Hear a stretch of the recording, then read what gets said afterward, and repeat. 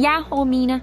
Nearly 3 years ago, I had an accident on my skateboard, my first major injury skating, doing the most basic things ever, the simple backside kick turn on a ramp. I don't know what happened, maybe I approached too fast, but all I know is that I badly broke the radius and ulnar bones. I was in hospital for 2 weeks, 2 surgeries under a general anaesthetic, and to this day I still have a metal plate screwed into my bones in my wrist, though sadly I don't set off the airport security scanners.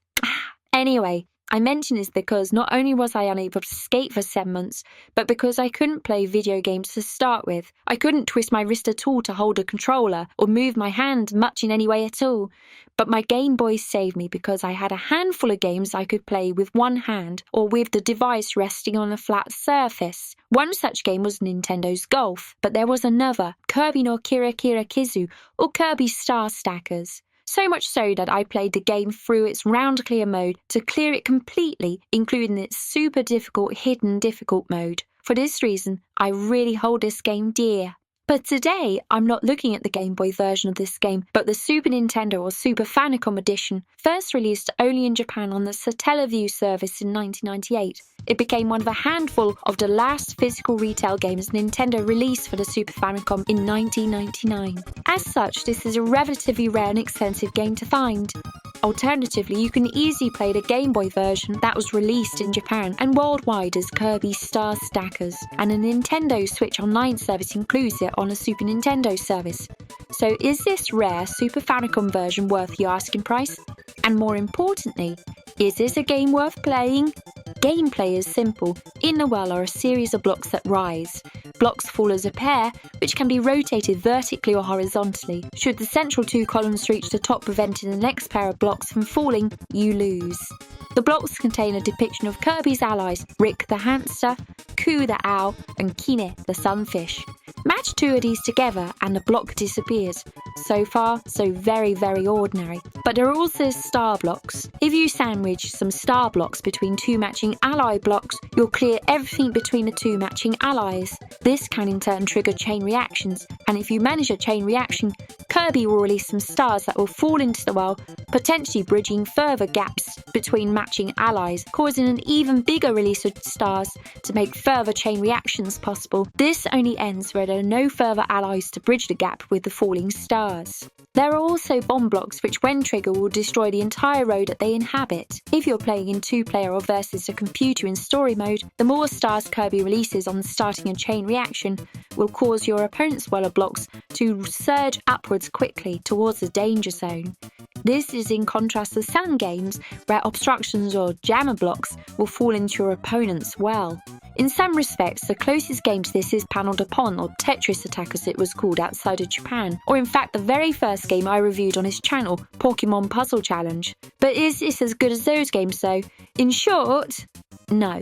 But it's a lot better than a great deal of falling or rising block games, such as the really odd Tetris Flash as it was known in Japan, or Tetris 2 worldwide. Presentationally, Kirby no Kira Kira Kizu is gorgeous. Taken on the hand-drawn look that HAL and Nintendo was beginning to use at the time, this is a colourful, unabashedly pastel gorgeous-looking game. It sits in very deep contrast to what was happening on the 32-bit systems, where gaming was beginning to get very adult with the PlayStation being on the scene. And sound-wise, it's your typical cheerful and pleasant enough Kirby kind of music. A little repetitive, but not annoying, and is suitably hypnotising to lock you into a groove with it. The rules are also so simple that this is very much a game that is accessible to all ages. I feel I have to answer the question though, is the Super Famicom version better than it is on the Game Boy? Actually, I don't think that's quite straightforward to answer, but my gut feeling is this. This game suits the Game Boy better and is therefore the better platform to play this on as a result. But gameplay and features wise, the Super Famicom version is just as good along with a 2-player mode that doesn't require a link cable. But there's something about this on the Super Famicom that just misses the mark. It just feels a bit lightweight on content in a way that the Game Boy edition doesn't. This is despite actually having an extra story play mode. Then factor in the price differential, and there's no question that the Game Boy edition is the smarter buy these days if you want a copy physically. Talking of the story mode, which could have been as great as in Pokemon Japanapon, it sadly puts up almost no challenge whatsoever, and you can beat it in no time at all. The other modes of play are challenge mode, which is an endless mode, time attack, which is a timed high score mode, the round clear, and 2-player modes.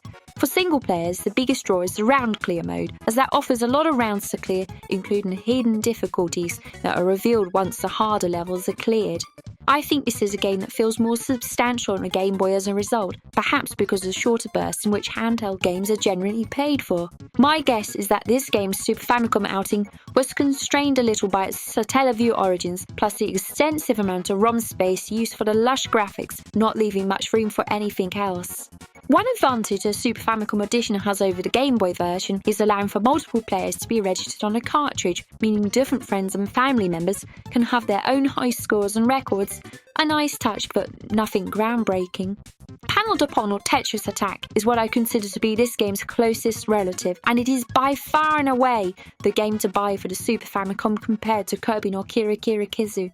Honestly, my recommendation is to buy Kirby no Kira Kira Kizu for the Game Boy over this version. And I've broken my own advice, of course, because I own a copy for this on the Super Famicom, but I guess that makes me not a very smart person.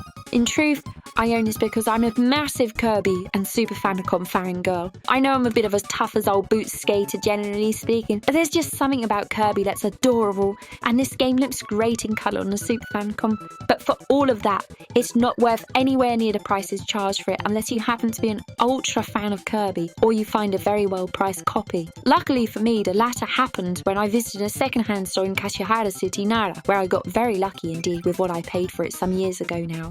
But I would never pay for what it currently goes for. If you're looking for a falling or rising block puzzle game for your Super Famicom or Nintendo, I would say in my 4 out of 5 star and 5 out of 5 star game list would be Super Tetris 2 plus Bomb Bliss, Tetris Gaiden, Panel Dupont, and Puyo Puyo 2. All of those games are relatively cheap to buy. As for what I would rate Kirby no Kira Kira Kizu on the Super Famicom, it's a 3 stars out of 5 game, or a good game on my rating scheme. I'd also place a game like Yoshi's Cookie at the same good rating if you want a comparison to another well-known block puzzle game on the platform. In summary, Kirby no Kira Kira Kizu is a beautifully presented and addictive game, but it's somewhat lightweight on the Super Famicom. In terms of Japanese language level, I would rate this as a beginner level game, meaning that some ability to read hiragana and katakana will make navigation on the menus and game modes easier. But if you don't understand Japanese, you'll soon understand the options through trial and error. I have also translated the game mode options via the translation notes link in the video description. My recommendation is this: if you really want to play this game physically, but don't want to spend a lot of money, the Game Boy version is the way to go. As always, like, subscribe and all of that shit, and also check out this rad Rubbish Heap merch, available worldwide on Redbubble and Amazon. See the links below for how to purchase. I've been Saki Endo, and this has been a Rubbish Heap. じゃあねーね。カービィがアクションパズルゲームに初登場。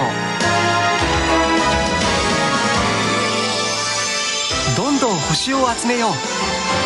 カービィのキラキラキッズゲームボーイポケットでね。